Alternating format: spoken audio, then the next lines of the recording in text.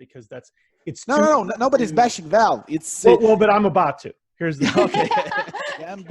Gambit got a huge problems during Epicenter. Can you imagine if Valve didn't have Liquipedia? Like imagine if Liquipedia didn't exist. GG. 6 with Chaos is 7 European top teams, because you guys forgetting about one of the best European teams, Evil Geniuses. Take a breather, refresh, relax, and join us here on the Rivalry Cooldown, where we talk about esports and we bring you, the experts, to go over everything. In this case, as you could expect from our guests, Dota related. So we have a new guest on the show. Welcome, V1lat. Thank you for joining us. And of course, every cooldown ever veteran, Nahaz, is also back as well. So thank you for joining us once again. Well, it's a pleasure to be here. A lot of fun stuff today, I think. Yeah, so we're heading into TI. You know, that's right around the corner. And every single DPC event, TI qualifiers, everything has all wrapped up. So the first question that has maybe fizzled out a little, and I'd like to fire it back up. Do we think that the DPC system got the right teams to TI?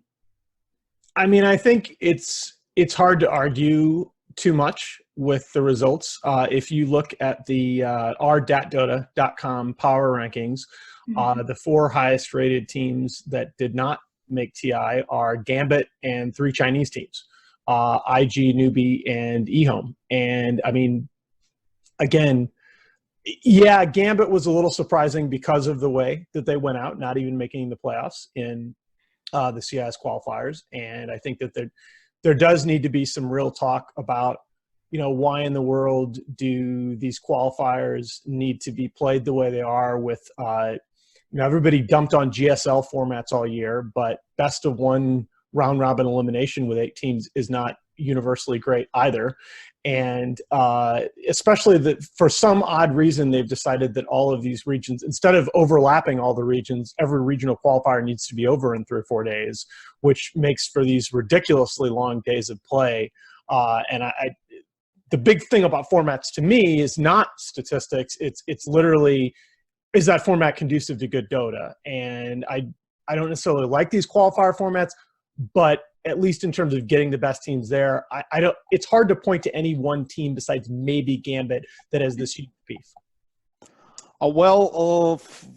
Talking about Gambit, this was not a surprise for us, for Russian speaker, because Gambit got a huge problems during Epicenter. Their main carry, Dahak, stopped talking with the coaches, stopped talking with other players. They had a beef, and it was almost ultimatum from Dahak or me or coaches, something like that. The team was broken after they lost to Alliance. So everything went down for them after Epicenter. So it was not a shocker for us that they lost the qualifiers.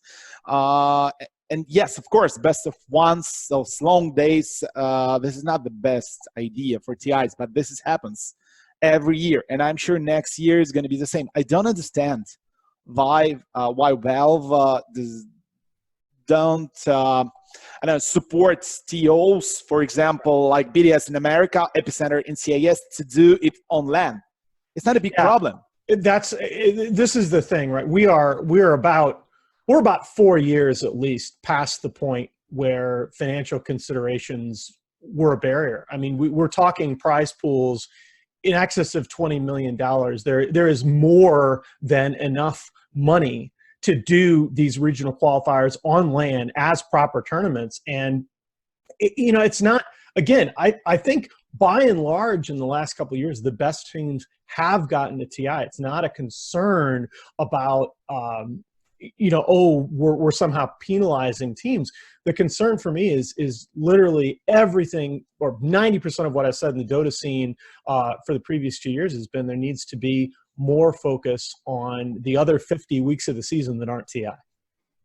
Yeah, I completely agree with you. So, so the situation with the Gambit or with, for example, eHome, they have a great season. They have a few great lands. For example, eHome In January was Chongqing Major, was Chongqing Major. They played pretty good Dota. Then they had some problems with the arm injury of one of the main players, and they just gone down. And they are out of TI, and they have to play this ridiculously strong qualifier in China when you have like 8 teams and every team can kill anybody else on this qualifier. Exactly. And they have one spot. It's a disaster. It's unplayable, and it's unfair to eHome. Yeah, But I agree completely. And here's the thing, right? The question, did the best X teams be X, 16, 18, whatever, make TI as of right now is not really the right question.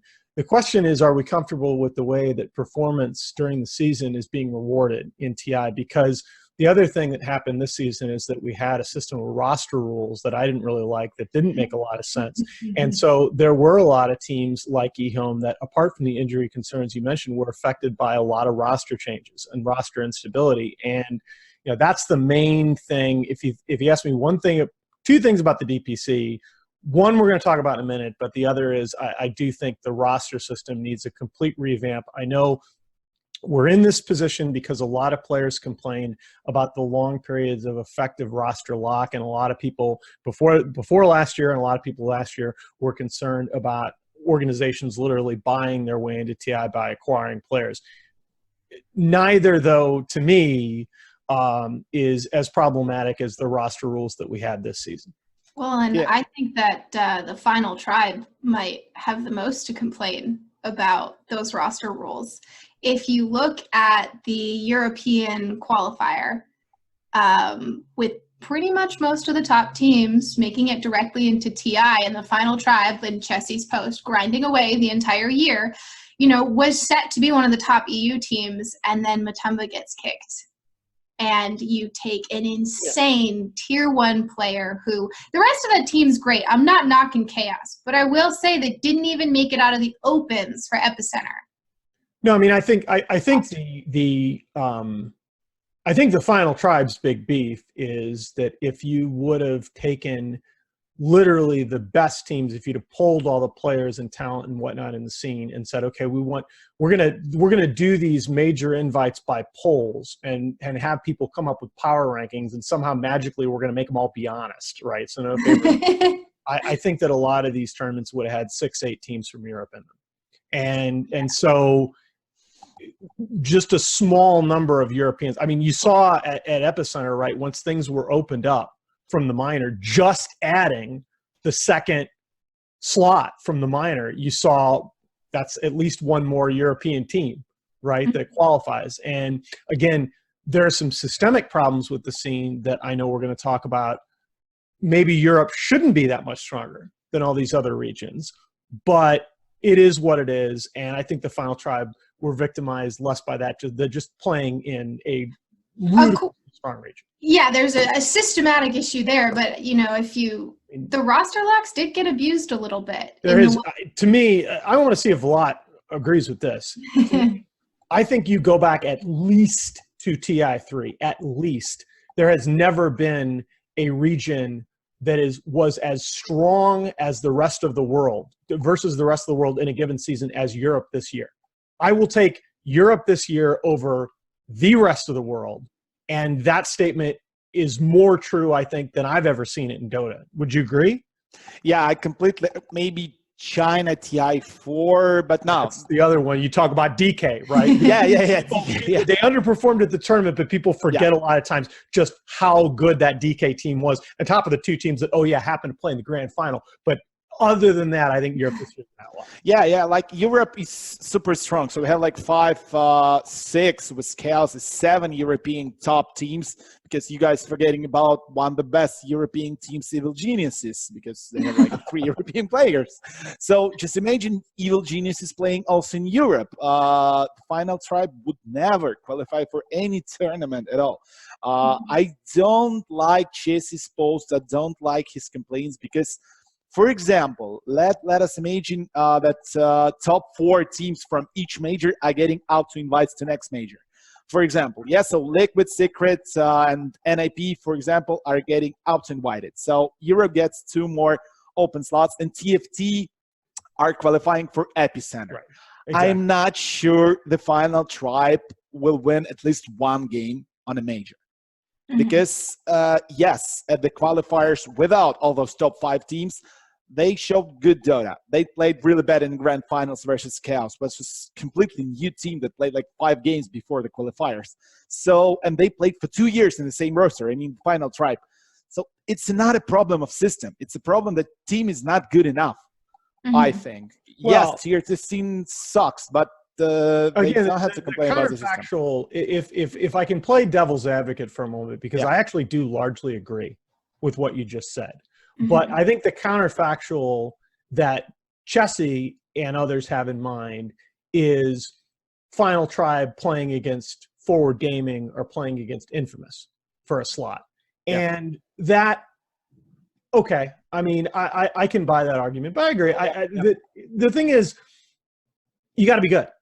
And I do think that TFT would have made a couple of majors if you changed the system just to have the 4 top teams. Because again, when you're talking about, you take VP out of CIS, you take Secret, Liquid out of EU, that makes a big difference. You take one of the Chinese teams out of the China qualifiers, that makes a big difference in terms of parity of the rest of the field.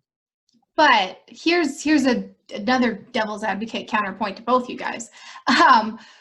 Couldn't you also argue that these teams are bad because of almost a lack of experience or a lack of exposure? When a caster looks at a game that's 70 or 80 minutes long, that's not, they say, oh, that's not Dota anymore, because teams have so little experience playing at that level and decision making is completely different. And I think you could apply that in the same way. If you have a team that hasn't played on LAN nearly as much as the other teams, right? And I have a second counterpoint. I think that's part of it. And then my follow-up here is the more important one. Where do roster changes happen? The after parties of big tournaments. If you're not there, you're not going to get on a big team. Well, I'm sorry, but that's the reality. And there's nothing, that's the thing, and there's nowhere is that more true than TI. That's one of the big problems, is that a lot of players have personally told me, I feel like if I'm going to continue with my pro career, that I got to buy tickets to TI, because frankly, if you're not physically at TI, your chances of getting on a good team for the next season, very, very small, right? So that's a thing. I just think early on you were making some points that I feel like in these discussions, you got to be careful not to chase your own tail too much, because there are a lot of things about the system that I think should be different, and there are a lot of things that might result from those kinds of changes. And by the time you get to these second or third order effects, it becomes a matter of opinion. To me, let's fix the couple of things about the system that are obviously broken, and then let's go from there. Okay, so tier 2 Dota, is it broken? Oh, it's broken as hell. And everybody knows, look, everybody knows it. And it is second grade math, guys. This is not, tier 2 Dota is not some complicated, oh, what do we need to do to make it viable? Okay, it is second grade math. There are really 2 things that matter. And the first is money, okay? So everybody gives me a lot of grief. I make a lot of analogies to professional sports, and it's mostly team-based sports. So today I thought I would try something different. I want to go with an individual. I want to go with tennis.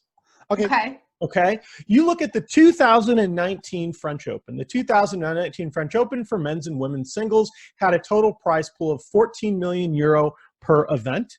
The payoff for the champion was 2.3 million euro. About 16-17% of that total. People eliminated in the first round took home 46,000 euro. And if you add up 46,000 euro times the 64 players that lose in the first round, that's actually 2.9 million. That is 21% of the total prize pool that went to the first round losers. You add up the total amount that went to people that lost in the first, second, and third round. That's 8 million. Of the $14 million prize pool, that's 57%. You compare that to TI8. At TI8, the $25.5 million prize pool, the first place team, one team alone, took home $11.5 million of that prize pool, 45%. The top 4 teams took home 19.8 million of 25.5 million. That is 77.6%. The bottom 6 teams, 13th through 18th place, took home $638,400 total between 30 players. 6 times 5, that's 2.5%. The tournament payouts in Dota, and this is the thing, everything we talk about Dota, TI leads, everybody else follows. TI is our only advertising tool. In Dota are way too steep. And that brings me to my second point. My second point is orgs. Formally, there is no role for organizations in Dota 2. Valve does not recognize organizations. TI invites go out to rosters of players. This is the first year, in fact, with the roster lock system. The only thing good I can say about it is that orgs, team names, were actually officially recognized as entities by Valve. To my knowledge, this is the first year that that's officially been true. All right, but here's the problem. The best orgs, all right, want the top teams. So prize pool cuts, the expectations for prize pool cuts get set by those top teams, all right? And unfortunately, contracts are still written as fixed percentage of prize pool cuts. And the problem is teams like NIP that have a chance of getting into that top 8 or that top 4 at TI, they're very protective of those prize pool cuts, all right? They want those percentages kept very small. And so what happens between that and between the payouts to low placings at tournaments being so minuscule, an organization like Forward Gaming, which again has been in the news lately for falling apart financially just before TI, they were picked up by Newbie. Vanessa, you wrote a very nice article about that the other day. They're stuck with these very small percentages of very, very small numbers. And guys, before you come at me and say, oh, the Dota prize pool payouts are similar percentages to, say, League or Counter-Strike, those guys get salaries. I think you say, ask what a Counter-Strike salary player. LCS players are guaranteed, the latest figure I heard was almost $300,000 salary. Dota players are not getting that. Their compensation is, by and large, the prize pool. And the system right now, it's very basic math. It's totally broken. It is not designed to support more than, say, 8 Tier 1 financially stable teams. So, for example, Fortnite World Cup we had like a few days ago when the first place got $3 million out of 15, and even the last place got 100K. So right. You think this is going to work for TI, for example? And that's the thing. Again, the reason, so the tennis model was actually changed a lot in the last couple of years. That the payout to last place grew 15% relative to 2018, and the reason for that was the people in the sport made a very strong commitment. They said, look, these players that are finishing last at major tournaments are not the ones getting the sponsorship. They're not the ones that have their other things supplementing their income. They are the ones that are depending on tournament income to survive and to pursue their professional careers. And so we need to make sure that we take care of them most of all.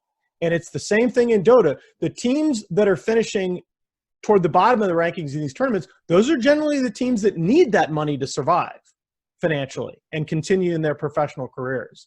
And that's, you know, again, other esports, Fortnite is a great example. They're realizing we're not League, we're not Counter-Strike. Our players on these tier 2 and below teams, they're not getting paid 4- and 5-figure monthly salaries by and large. They're surviving based on their earnings in tournaments.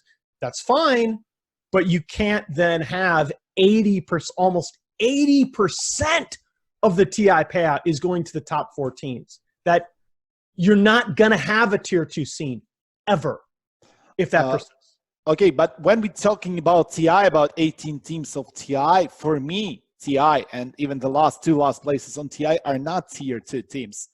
When I'm thinking about tier 2, I'm thinking how many tier 1 teams do you think there are? Because for now, 18. Huh? Yes. Yeah, no, I suppose tier 2, Alan, as for me, tier 2 Dota problems are the problems of teams that are not going to every TI or every major. That's the biggest issue, because if you are getting to TI, for example, you are, no, Navi is a bad example because they are Navi. For, I don't know, for example, complexity. If you're getting to TI, you're getting a lot of good sponsorship deals. The players are getting, for example, I know at least 2 teams that I got qualified for this TI, and their salaries were raised twice because they were qualified for TI. So, for sure. But you are a TI, it's already okay. Yeah, the payouts are shit. I agree with you.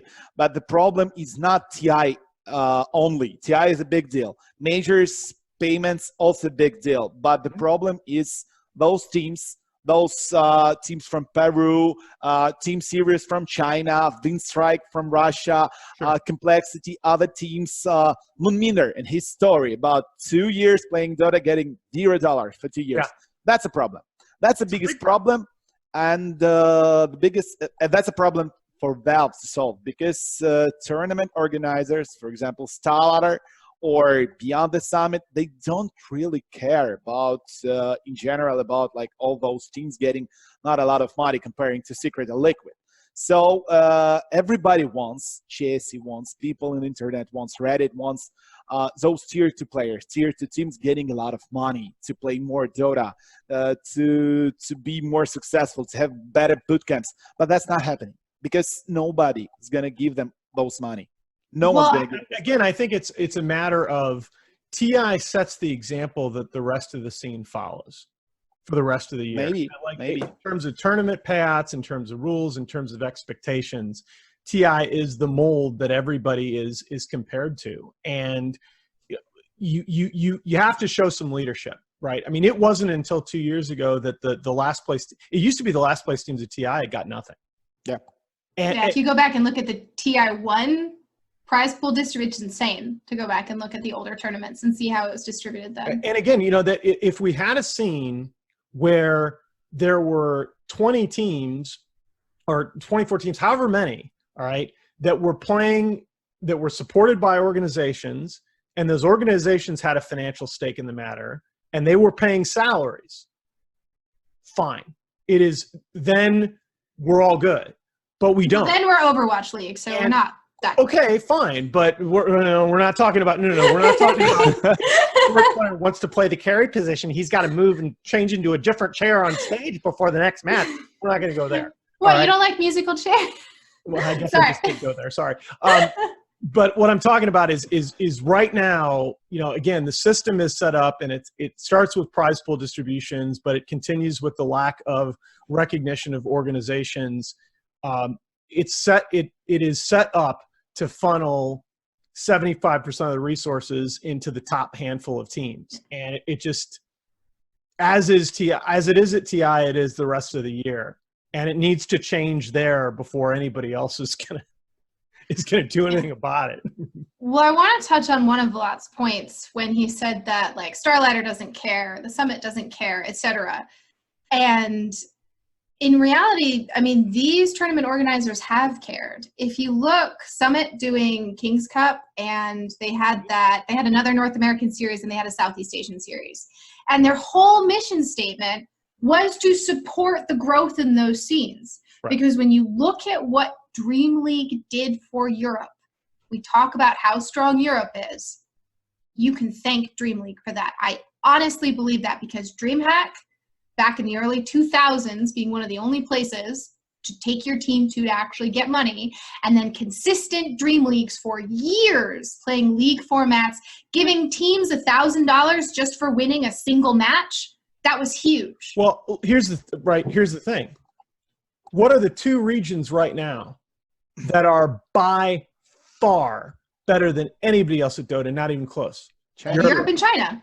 What are the only 2 regions in Dota that have had stable league play that pays? Europe and China. Exactly. No, Like, it really, there is literally not a more obvious conclusion. Which I mean, I don't like saying just to you, just because I still put CIS in that. The regional split there is very different from the regional I split don't for know. NASA. What do you, so where does CIS, because CIS, right, to me, hasn't had a lot of stability, but they do what CIS has going for it is CIS has some prominent orgs that are deeply invested. And that's, you know, Navi and VP not going away, you know, Winstrike and others coming to the table, Team Spirit, et cetera. That has at least kept CIS on the board. I mean, CIS is much better shape than NA, for example. Yeah, that's a good point. Actually, about CIS, you know, when the first the divide was announced, like Europe playing separately, CIS was playing separately, everybody in CIS was like super happy because wow, now we have our own deserved slot on every tournament, blah blah blah. Then last year after Winstrike qualified and there was like a disaster in European qualis last year. It was grand finals played, I don't know, OG versus Wind and Rain and stuff like that. Last year, TI8 qualifiers final. Everybody here started talking, okay, we need to get together with Europe because CIS teams are much more better than Europe. No, this is not true. CIS Dota, to be honest, is in one of the most bottoms of its own history because every major this season, first major, no Panga, last place, second major, Empire, last place, third major, Navi, last place, fourth major in Paris, Empire again, last place. So we won like, when you're not talking about PP, we won like 2 series for the whole major season. For the whole DPC, we won 2 series. It was Gambit and Epicenter. That's all. So CS Dota is not so stable, it's not so good as it was like previously. So, and yes, we don't have like the league, a normal system league, but Europe from this year, this DPC season, they also don't have any league. Like Dream League was not a Dream League this year. It was qualifiers for Dream League Major. Well, so, I think, yeah, what happened last season, this is part of the problem. What happened last season when we had 21 DPC events, right, was that a lot of the league play, people were like, well, we just can't have leagues anymore. There's going to be a LAN every weekend.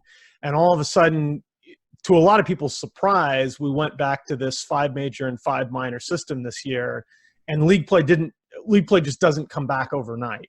And that's kind of one of my hopes for the next season is that, you know, Valve, again, I like this season less well than the previous, but one of my hopes is that with Valve committing to going back to 5 majors and 5 minors, that you might see some league play crop up again. I know you're kind of shaking your head, Vlad. Nope, not happening. I mean, it is. Not happening. It is, though. Dream League is going to be at Rotterdam. It's not a DPC event, so we're assuming that'll be league play again. And typically that's involved, they've done the league with NA teams, EU, and CIS, so hopefully we'll see some development in those regions. Well, they have that tiny weekly tournament that's like, you know, for the tier 4 teams. So there's a little, but I'm very curious. I'm gonna go back a little bit about CIS teams. And you're saying, you know, we're seeing kind of a decline. This was your worst year. There's people use the term brain drain when talking about academia and everything. And I'm curious if there's a talent drain from CIS because the salaries, even though they're not as high as CSGO, but salaries are higher in other regions. You know, South America and CIS pay almost nothing to their teams. That's not true. No? Okay, so that's what I was curious about. That's not true. That's a big mistake people think. Like Ukraine, Belarus, Russia, the people here are not super rich, but the players here are getting paid pretty decent salaries. Yeah. I'm not talking about VP. So other Dota 2 teams, for example, Winstrike or Empire or even No Panga, team that almost doesn't exist. They play only open qualifiers. Those guys are getting paid pretty decent salaries. And I'm sure those salaries are higher than any Asian team gets. Like, for example, the metric is, are they enough to live on? Like that, honestly, we're talking about are these teams, how many teams, that's what I want to know in each region. How many teams are confident that next month that they're going to make enough to live on? And in CIS, that number is actually, it's not bad.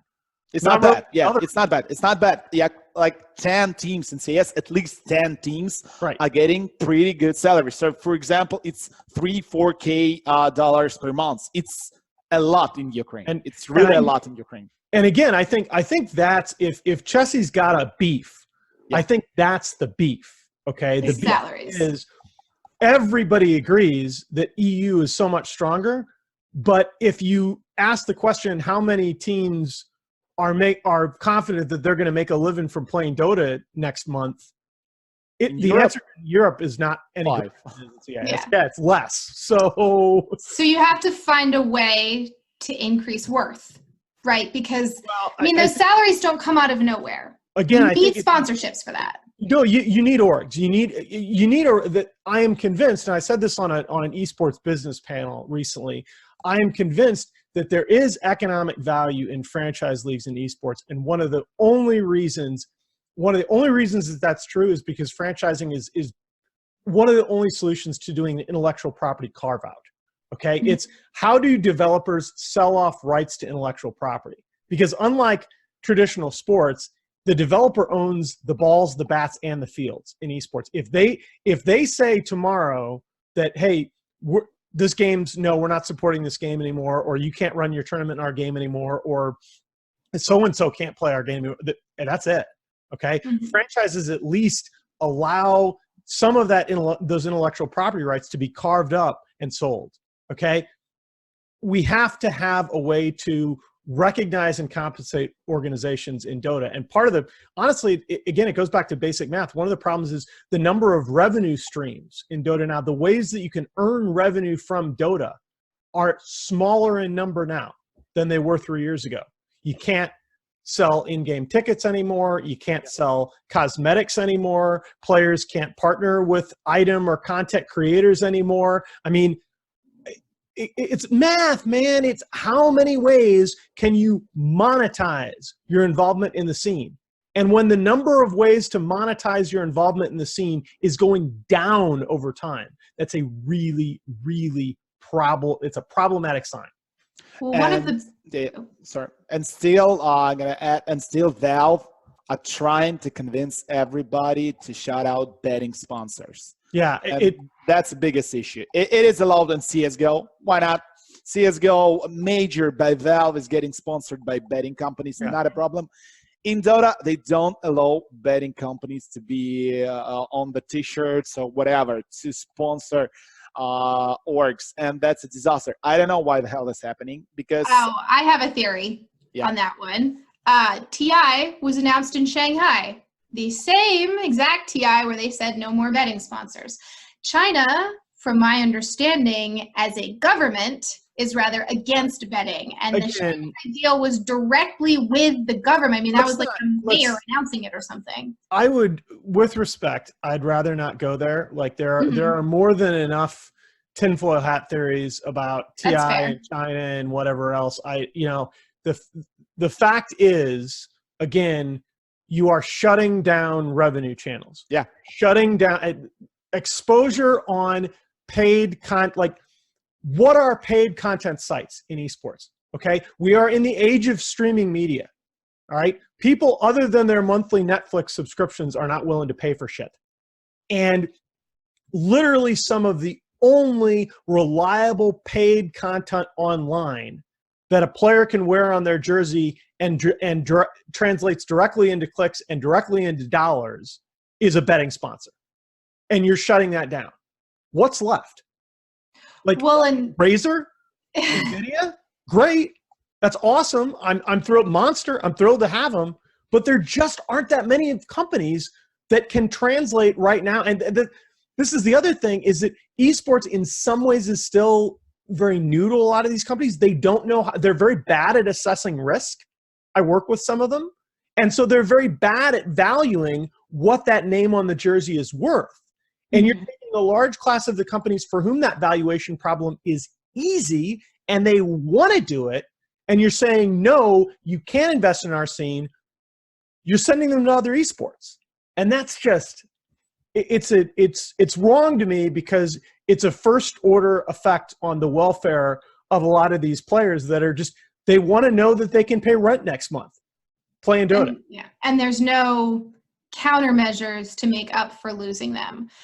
But what's interesting with everything that you're saying, so a betting sponsor, right, is going to make tangible money from viewer hours on a logo. And that actually kind of cuts to the central issue of this, viewer hours. Yeah. When we look at EU and we look at these teams and you say, oh, there's only 5 teams, or let's be generous and say 8 teams in EU, 10 teams in CIS that are making salaries to live. Those salaries are coming from sponsorships, and those sponsorships are entirely about viewer hours. Now, we can have 2 arguments here. One, that the players could create value and create sponsorship worth from building their own brand, or 2, the entire focus on the DPC system that has shut down third party, in a sense, that has killed leagues, has killed a lot of viewer hours. And you just, even without betting sponsors involved, sponsors in general look at a team and say, okay, cool, there's 10 tournaments this year and you're maybe going to be in 2 of them? Maybe? Yep. Why would we give you money? Or 0. I don't know. It's good. Yeah, I don't know how some orgs still working. For example, Winstrike, they had 1 minor this whole season, 1 minor, and still they got Toyota as a sponsor. So I don't know how this happens. So Toyota is sponsoring team that were playing on 1 minor. So that's a good example. But TFT, the Final Tribe, I don't remember how Chessy looks. I'm going to be honest with you. Because last time I've seen Chessy playing on LAN, on camera, it was, I don't know, maybe 2 years ago, something like that. I don't know who is the sponsor of the Final Tribe. I don't know who the sponsor of some other, I don't know who's the sponsor of J-Storm. Okay, I watched some summits, so I know who is the sponsor of J-Storm right now. But that's the issue. Those teams, those tier 2 teams need to get some time on cameras on minors, on smaller non-DPC tournaments. And when you have 5 majors and when you have... It doesn't necessarily have to be minors or majors. Yeah. It's when you as Valve are sitting up at the beginning of the season and you are unambiguously telling everybody, only these 10 events matter for TI. Full stop.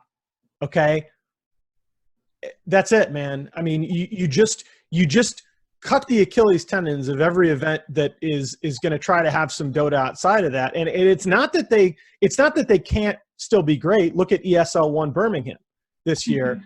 It's that there are just a lot of viewers. You make it that much harder to climb that hill to get those viewers to tune in. And I mean, for a long time I've said, why not some of these tournaments, why not as Valve go to, some of the big, some DreamHack Rotterdam and say, hey, you know what? We were thinking maybe the winner of DreamHack Rotterdam is assured of at least a wild card qualifier spot to the next major or minor, something of that nature. Think about it. V1lat knows this real well. Yeah, right? It works. What do we have to do for TI4, TI5, TI6? It was always when we were at a desk or we were talking about games at big LAN tournaments, the biggest part of the narrative was always, what does this do to your chances of being invited to the next major? What does this do to your chances of being invited to TI? And as much as we all hated that the system was ambiguous and sometimes capricious, it was still a part of the narrative. You could sell that to the viewer. You cannot, like, Red Eye can't sit at a goddamn desk and claim that ESL1 Mumbai matters for anything outside that tournament. And that's Epicenter. That's hard. That's like really hard.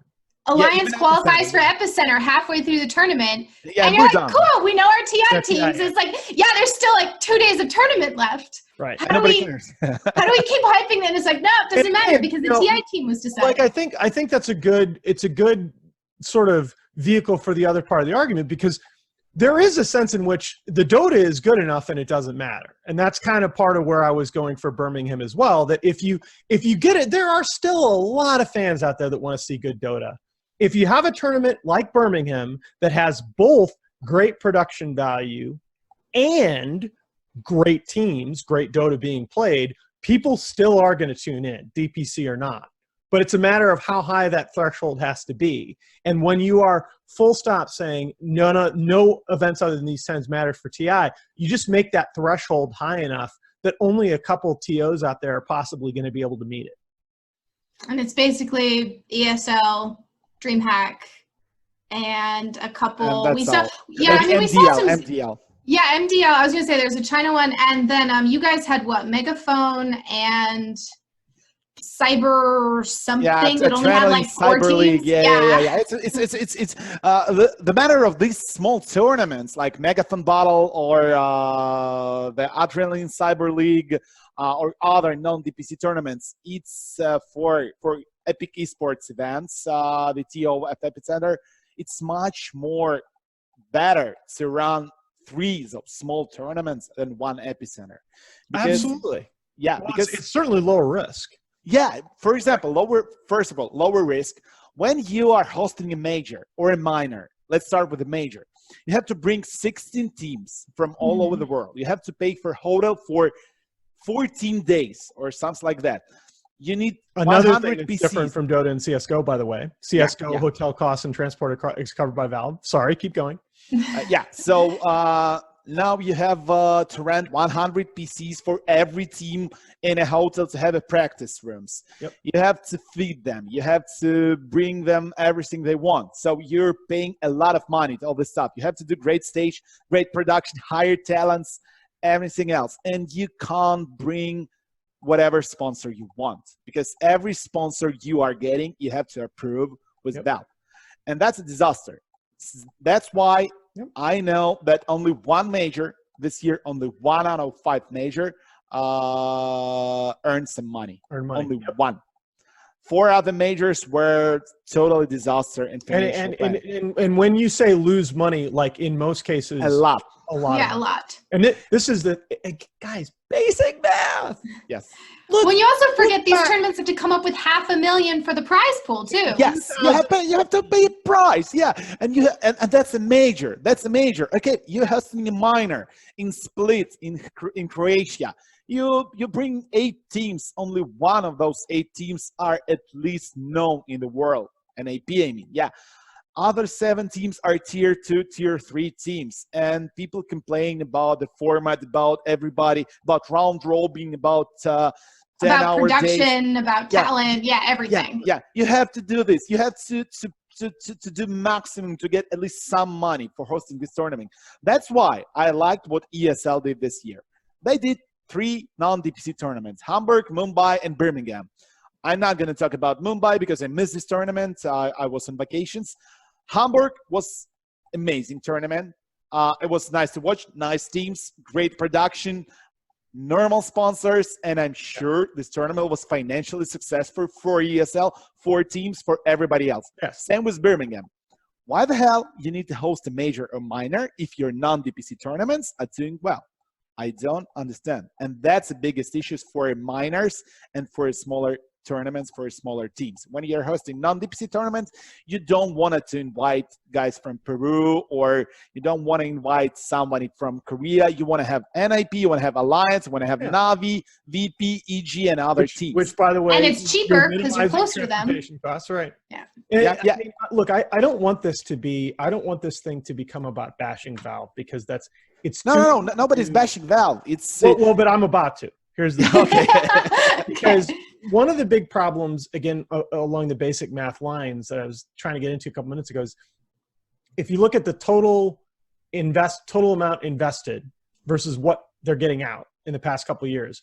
In 2015, for Frankfurt, definitely for Manila, Valve, in addition to prize pool, they offset some transportation costs, help with hotel and flights, right? The famous business class flights. Yeah, it's Manila. Y'all remember, right? Okay, that secret. Anyway, but okay, we've gone from that to then last year, Valve said, okay, look, it's wide open, but we're only. By the way, those were $3 million tournaments. Last year, majors were $1 million, and Valve said, no, we're not covering any of the transportation. We're just kicking in the prize pools. And then this year, they're only 5 majors and 5 minors. By the way, the majors are still $1 million, all right? And we're only covering $500,000 per event. the time series is that Valve are putting less financially into the system every year, and they're getting more out. And that's a disturbing trend. Now, this is not all on Valve. This is not all on them. But that is a part of the problem, okay? Because those resources that they are putting in the system are then being disproportionately allocated to the top teams. All right, that's part of the reason, again, V1lat's points about, yeah, the rest of the year matters, yeah, these smaller tournaments matters. Yes, he's right. I couldn't agree more. But the fact is, you have the developer, which is from whom all power flows.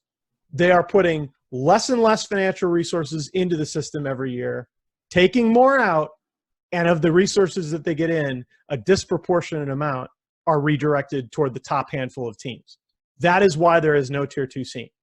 That it literally could not be easier. And that is the first thing that needs to change. And all of this other stuff, in my opinion, will flow from that. What do you see the consequences being for that change? Because a few years ago, we begged nonstop for transparency on how teams got to TI. Yeah. And now we're looking at going, shit, this sucks. We don't have any storylines. We don't have any. I mean, I'm not saying it sucks. I know it's hyperbole. My apologies. But we're looking at it now and we're saying, oh, we don't have storylines. Oh, this takes away some of the build to TI. And so I'm curious if we take those prize pools and you can no longer say a $5 million Echo Slam. You can no longer throw out those huge sensationalist words. What is I hear this argument a lot. I'm not saying it's bad. I'm just saying, what are unforeseen consequences here? I cannot see any downside if the TI winning team takes home $1 million per player instead of $2 million per player. Yep. I just can't. That would be an interesting cap. So people ask for prize pool caps, but it would actually be really interesting to cap the first place prize or something. I don't think you need caps. They don't well, care. if you just set $1 million. The players don't care. They don't care. When we talked to TI6, TI6 after the grand finals, where I talked with Resolution, he lost the grand finals. I was talking with him like, Roman, you did great job. You earned some money. He's like, okay, how much money did they get? Because they have no idea. They have no idea. Yeah. They have no idea at all. They don't need the money. Afterwards, they're really happy when they find out the amount. But here's the thing. We already, to me, okay, and again, one old man's opinion, nobody else cares. To me, we already have one of the most special things in sports or esports anywhere. Yes. In Dota, in the Aegis. Your name, when you compete and win on that final stage at the International, your name is immortalized in the game for all time. Everybody that boots up and plays the game can mouse over that item, buy the shop, buy the spawn point. That's your name right there. That's what those players are hyped about. You go and you watch the true sites, you talk to these guys coming off the stage. They know that in the game that they love, that they have dedicated years of their lives, that they bled for and cried for, that their name is now on that game from now until the end of time. That's important. The fact that they're millionaires now is great, but I don't see why it needs to be 2 instead of 1 million, especially when you're comparing it to something that's the thing that they value, at least in the moment. Completely agree. Nobody knows how much money did Liquid or OG won, like 10 or 11 or 5 million. Nobody cares. Like, nobody cares.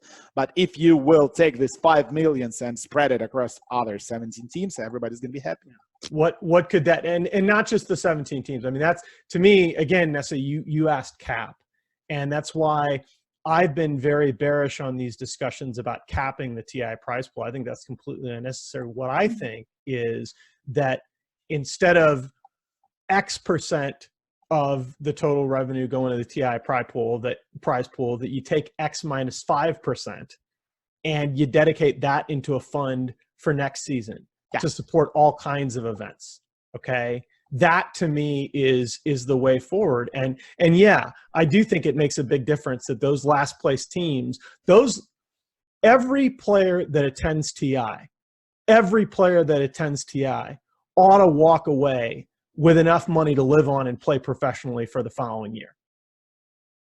Like, period. And the fact is, a lot don't. Okay. And that's step one. And step two is, let's take some of these amazing resources that we dedicate to TI. And yes, I know all of us are so excited about eclipsing 30 million and potentially 35 million. And we'd love to see that prize pool grow. But is it really that much better than 25 million when you ask, there could be $5 million in a fund to support professional Dota next year, the entire season, and how much money that could make to how many young people that want to make this game a part of their lives professionally? Like, I think the calculus there is it's one of the easiest economics or mathematic problems that I've seen in a long time, in my biased view. How many teams should be supported? I'd like to see 24. Per region or total? I'd like to see the minimum two. I'd like to see, I think that 24 teams. Total or per region? No, not per region. Okay. I think the floor ought to be, if you don't have 4 teams in a region that are all securely supported, playing Dota, and are assured that that's going to be their career for at least the next year or two, are you a competitive region? So does that mean, if that's your definition, you're saying that Europe, CIS, China don't need any help? No, I don't think that's true. Obviously, so part of the problem, again, is the issue of player mobility and people going and playing in other regions. And the fact that, yeah, there are a lot more good players in some regions than others. Mm-hmm. Fine. All of those things need to be addressed.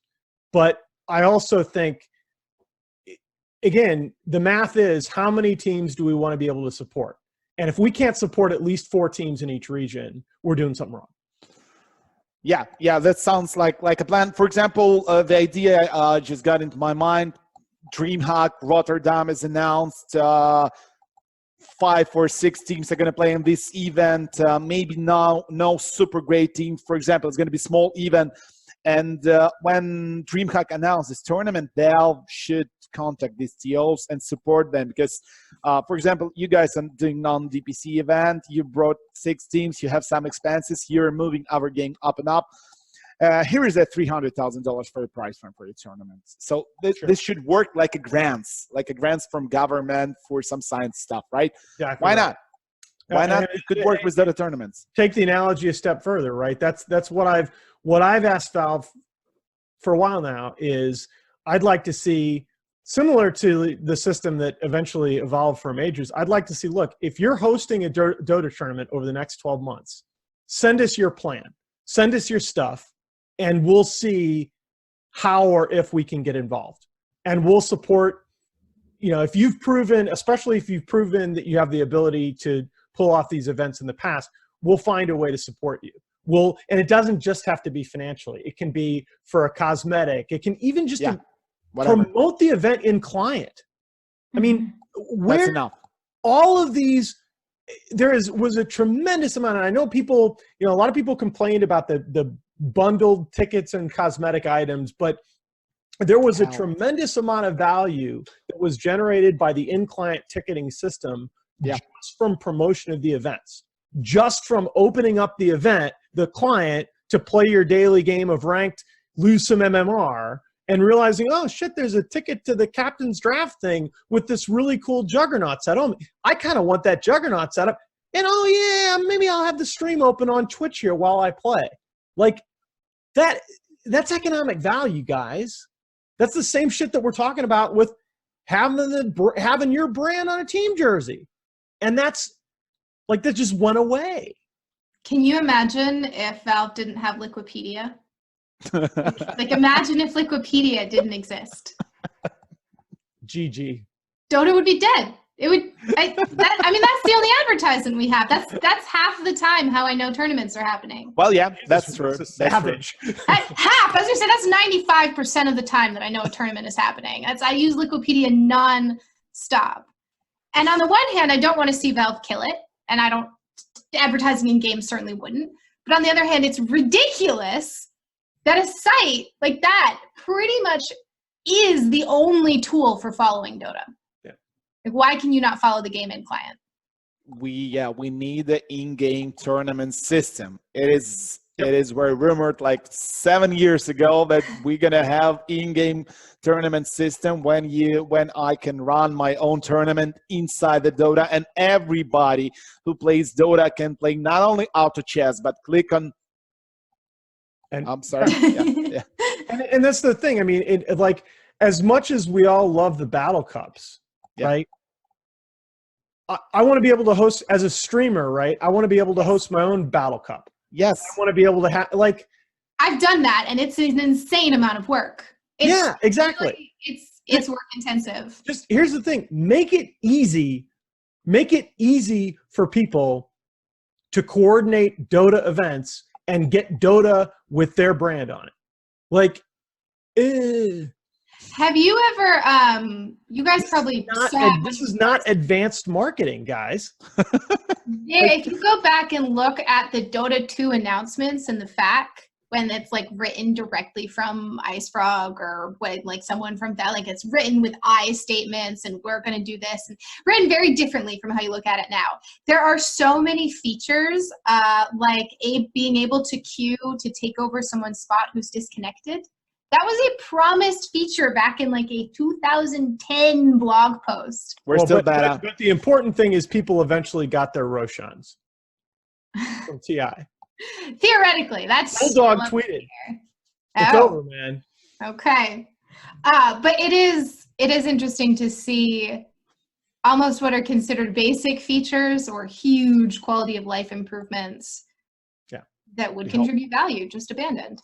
Okay, so I know that we are coming close on our time here, so I want to wrap up a little bit. We're just looking forward to TI, and I would sort of want almost a testimonial from you guys about what it's like to be at a tournament that is not in your native language, because this is the first time for a majority of the audience, especially this podcast audience, where TI, the focus, not that the English or the Russian broadcast won't be incredible, but when you look at someone who's Russian, who looks at Epicenter, right, as their like home event, or you look at all the people who always go to TI in Seattle and see it and everything, Shanghai will be different. And I just sort of want an accounting from you guys of what that difference feels like. And I'll just say, like, Epicenter was the only tournament I've been to where I had that happen to me. And it was sort of odd to kind of, like, dream of finding somewhere where I could watch the English broadcast, just so that I would know what they were talking about. So when I went to ask my questions later, I could know it, right? And the arena is amazing, and standing in it was super cool, but I didn't have a clue what was happening. So that was just kind of my experience, and I wanted to give people almost a taste of whether you're going to be in Shanghai or whether you're watching from home, kind of the difference to expect. Well, I think that's the big difference, right? I from a broadcast viewer perspective, obviously there will be some things that won't be quite as seamless. We are going to be following, or the broadcast is going to be following the Chinese language stream and production. And so, you're not, I say we, and I'm just sort of remembering what happened at Epicenter. I mean, you're adjusting to the fact that you are not the entity that determines when go time is. Yep. You are responding to somebody else. And yep. So, but honestly, in terms of the product that's put on stream for the viewers, in 99% of cases, it's not a huge difference. Now, for people actually attending the event, yeah, if you don't speak Chinese, you're going to want to, have the ability to listen on a mobile device or have a friend or something, because that is quite a bit different being at the events in person. But from the viewer from home and from the talent perspective, I don't think it's that bad. And honestly, we're asking this question. V1lat has dealt with He's those- every single TI. That's Yeah, been his yeah, yeah. experience. That's what I'm curious about. Yeah, you know, last TI, the thing I remember last TI, we had a code, was called by our producer. It was called Nahaz 60. It means that you have 60 seconds when Nahaz is doing his part. So we know that in 60 seconds, we're going to launch the cameras into the casters and we're going to start talking about the game. So we're used to it. Russian language viewers are used to it because we're always following the English language stream. We don't know when we have to end our desk part because we don't know when the guys from English stream gonna end. Maybe they have some interview. Maybe they will have something else. So, for example, we have our video ready. For example, interview with Ramses or no one. We want to show it, but we can't show it because Kaci and Slacks doing some stuff. Right. So yeah, that's disaster. It is hard to do this. It is hard to fix all those timing issues with our other language streams. It is hard to cast, first of all, when you're casting a game on a stadium and stadium is getting hyped about something that Right. English observers shows to Toby. Toby's hyping this stuff for all the audience, and your observer showing you other part of the map, and you're Right. like, what the hell is happening? And you're trying to watch on the big screen because you don't understand what's happening. In China, it's going to be even worse because those guys are really, really strange. I've been to a lot of Chinese events. I mean, they show Dota, they talk about Dota, they cast Dota not in a way like we do in It is English very or Russian language. Yeah, so they have some local memes, some local fun stuffs like fighting for bounty runes or something like that. And I've been to 2 DACs, to Shanghai Major, to other Chinese events. It is, of course, fun, but I don't understand how it's going to work this year. I don't understand what we're going to have with Slacks and Kaci. It is understandable what they're doing. So Slacks and Kaci, I'm sure they're going to be involved. I have no 100% information. They should be involved, but what the hell Slacks and Kaci going to do in Shanghai Mercedes-Benz Arena? And that's kind of the problem, right? The concern with TI this year ought to be TI is already the tournament of the year where there's the most content that they're trying to fit in. Like Valve has Jake and Kaci months ahead of time working on content bits for TI, and that's only gotten ramped up in the last couple of years. And so that's kind of the concern is, you know, how much of that content is going to be in Chinese, how much of it is going to be in English with Chinese subtitles or vice versa, how much of it is, like, I wouldn't mind, you know, part of the problem with working TI sometimes is, you know, you feel like as a panelist at TI that you're trying to like just get in there in 2-minute bursts between these very, very long interviews. You know, if I'm fortunate enough to be invited, I would not mind having a little bit more time on the stream to fit these panel segments. So many of our TI panel segments are like 2 minutes, right? Mm-hmm. Like I got more airtime with my 60 seconds of stats last year than I did on a lot of the panels at TI5, right? Yep. So, you know, that's fine. But again, it's part of the problem is we're at this late stage of the game and still a lot of people don't know what's really going on. And that's, you know, that's not anything new. I don't know. Maybe V1lat has more information than I do, but like, there's just not much of the plan for TI this year is known to anybody. I know like completely nothing about this year. Like absolutely nothing. I know the venue, I know the dates, I know the hotel. Yeah, it's 2 weeks. It's like 2 weeks. That's about it. I hope, and I heard some rumors that Valve do really like the, maybe you guys know, the CSGO Blast Series tournament. So if you will have ever a chance to go to Blast, it's a nice event, and the stuff they have on the main stage 3 games playing simultaneously. Yes. And you can choose a game to listen with your portable headset you're getting for your ticket. Yeah. So you can watch one game and listen to the caster on the second game. And that's the thing we need on the tournaments like TI9 or Epicenter. Yeah. I just don't understand why we don't have NFL Red Zone for Dota. Yes. And like it's it's a product that is begging to be put out there.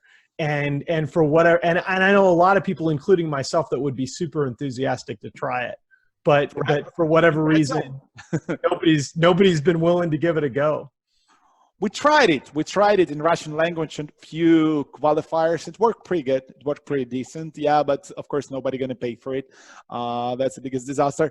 And yeah, and the stuff Urinas told. For example, when I'm working on TI, I have sometimes problems because when I'm sitting in the stadium and watching the games, like Toby and Cap or OD Pixel is casting, and when I'm going to cast my next game and starting some story, my producer told me, okay, can you stop talking about this? The last series casters already discussed that. I can't hear Russian casters. I can't hear Russian panel. And I'm joining the next game, the grand finals of TI. I did like 8 grand finals of TI. And I'm talking about like, I don't know what, because I'm not sure guys talked about this before me or no. I was listening to Toby and Nahaz, not to Russian guys. That's a problem for me. But and that's the problem that we had at Epicenter, for example, right? Yeah. It is really, the one thing about the broadcast is you have to have continuity of the viewer experience. If something played a big role in the last game and it was talked about by the casters, as a panelist or a caster, you need to have listened to that and be able to talk about it, or it feels extremely disconnected. And you know, it's like the NFL guys referring to something referring to one of the morning games and not mentioning the referring to that game by name, but not mentioning the amazing play that won the game. It feels weird. It's like, well, and people probably don't realize a lot of time casters or talent at these tournaments are sort of siloed.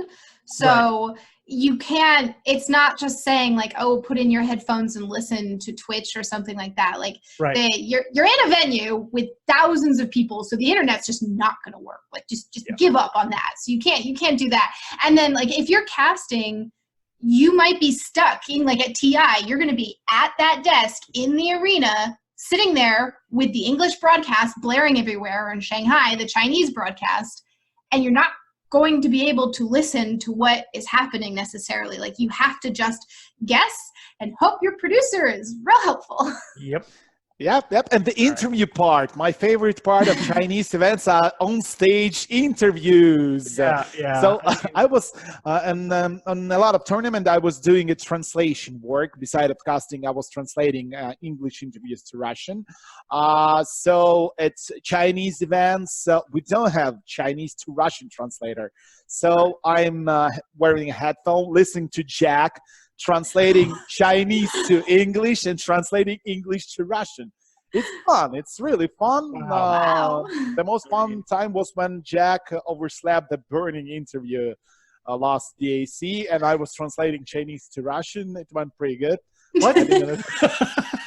Jack just forgot he had to interview. Totally make it up. Yeah, I just totally make it up.